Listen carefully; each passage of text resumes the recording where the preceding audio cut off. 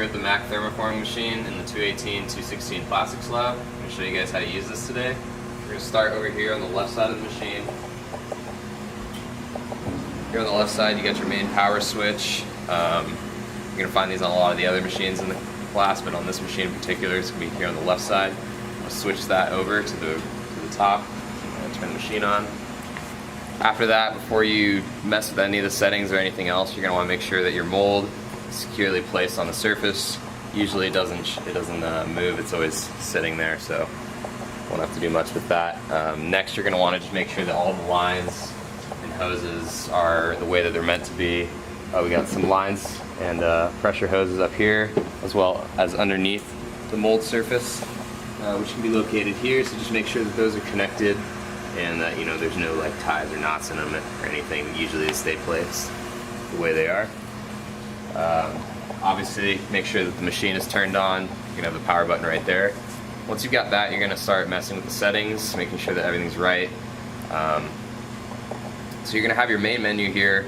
You're going to go to the setup page and you're going to have the oven on, the T-eject on, as well as the D-vac. Also on this page is where you're going to adjust your timers for the forming operation, as well as your temperatures for the styrene sheet in the oven. For timers, the main components you're going to focus on here is heating and forming. We found that for this styrene sheet to produce the best results, we had a heating time of about 7.5 seconds, and then a forming and release time total of about 20 seconds. So we're going to want to return to this main page. Once you have all these set and all those settings are on, you're going to want to exit. Next on the main menu, you're going to want to click this yellow auto button here. Here it's going to have all your settings that you set up displayed on there, and the main things that you're going to want to check here are make sure that your oven is on and your platen is on as well. Once you have this and you're ready, you can come over and cut your styrene sheet because it needs to be adjusted to fit under the clamps and on the aluminum surfaces.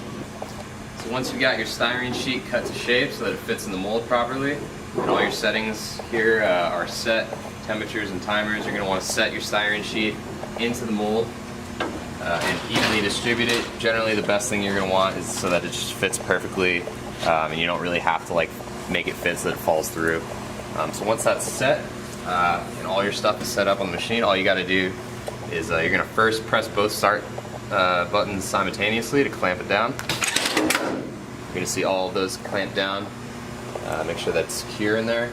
And then after that, you're going to hold the start button simultaneously one more time for 3 seconds to send it into the oven.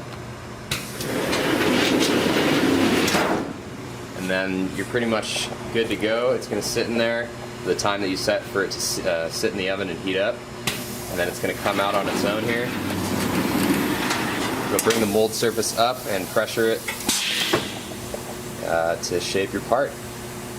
Here in particular we have a ice cube tray, which is common to be made in the 216 lab for this procedure, and it'll release from the mold after a set time. We have approximately 20 seconds.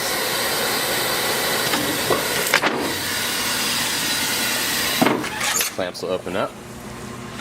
Take your styrene sheet out, and there we got a beautifully pressed ice cube tray. You'll then go back out with your pliers and cut that out, and you've got your finished part. Run that as many times as you need. Finally, once all of your parts have been made to your desired amount, and you don't need to make any more, you're basically going to go back to the main menu here on the main screen, and then you're going to come over to the left side of the machine, and just like you started, power on the machine, you're going to want to just push it in a little bit and turn it to the left. That'll turn all the settings of the machine off. The display will be off and the oven will slowly cool down, and you'll be good to go.